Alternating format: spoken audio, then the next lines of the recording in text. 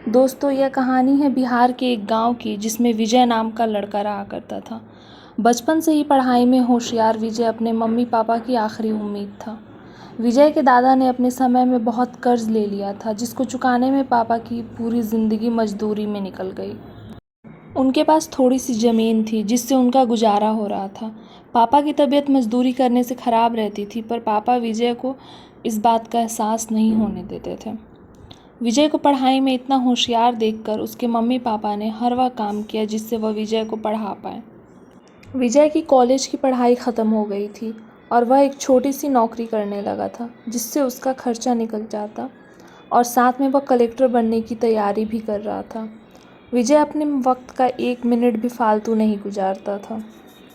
विजय ने पूरा समय पढ़ाई और नौकरी में ही लगा दिया। विजय के पापा को यह पता था कि वह कलेक्टर बनना चाहता है, इसलिए घर की हालत बहुत ज़्यादा ख़राब होने पर भी उन्होंने विजय से कभी इस बात का जिक्र नहीं किया और न उसको अच्छी नौकरी करने के लिए कहा। लगातार 2 साल तक विजय पास नहीं हो पाया। उसके बाद भी उसके पिता ने अपना घर और ज़मीन गिरवी रखकर विजय को आईएएस की कोचिंग ज्वाइन करवाई और उसकी नौकरी भी छुड़वा दी और केवल पढ़ाई करने के लिए कहा। विजय के पापा हमेशा उससे कहा करते, बेटा खेत और घर दोबारा आ जाएंगे, पर कलेक्टर दोबारा नहीं बन सकते। आज पूरे 2 साल पढ़ाई करने के बाद विजय का रिज़ल्ट आ गया, जिसमें वह अच्छे नंबरों से निकल गया था। आज उसके पिता से ज़्यादा खुश कोई नहीं था। ऐसा लग रहा था जैसे पिता का सपना पूरा होने वाला है, पर ऊपर वाले को कुछ और ही मंजूर था। विजय का कल इंटरव्यू था और सुबह से उसके पापा की तबीयत ख़राब थी। विजय के पापा उसकी माँ से बार बार कह रहे थे कि विजय को मत बताना, और उस दिन देर रात उनकी मौत हो गई। अब एक माँ जिसकी गोद में उसका पति गुजर गया और वह अपने दर्द को भुलाकर अपने बेटे की ज़िंदगी के बारे में सोच रही थी। माँ ने पड़ोसियों तक को इस बात का एहसास नहीं होने दिया कि उसका पति अब नहीं रहा। पूरी रात ऐसे रोई कि आवाज़ भी ना निकले, और सुबह विजय जब इंटरव्यू देने जाने लगा तब माँ और पापा के आशीर्वाद के लिए उसने माँ को कॉल किया।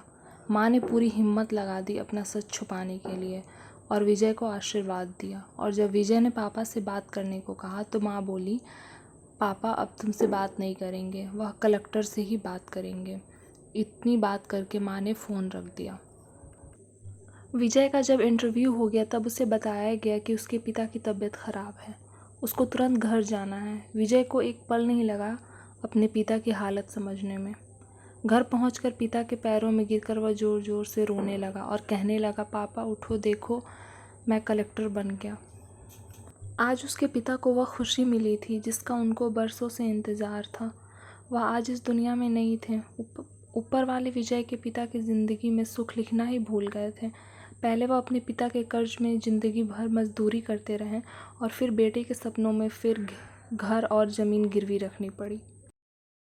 वह ज़िंदगी में कर्ज लेकर आए और कर्ज लेकर चले गए। विजय के पिता को भले ही ज़िंदगी में कुछ हासिल ना हुआ हो, पर वह अपने लड़के को इस काबिल बना गए कि वह अपने साथ 7 पुश्तों को बैठे बैठे खिलाए। विजय की माँ ने जो उस रात किया, जिसको करने का जज्बा बहुत कम लोगों में होता है।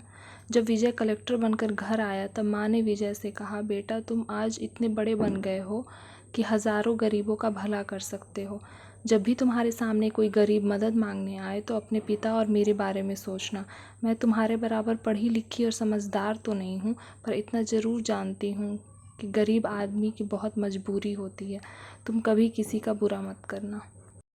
तो दोस्तों, इस कहानी से हमें यह शिक्षा मिलती है कि वक्त कितना भी ख़राब हो, हम उसे बदल ज़रूर सकते हैं। माँ और बाप के एहसानों को हम कभी नहीं उतार सकते हैं, पर हम अपने कर्मों से उनकी इच्छा ज़रूर पूरी कर सकते हैं।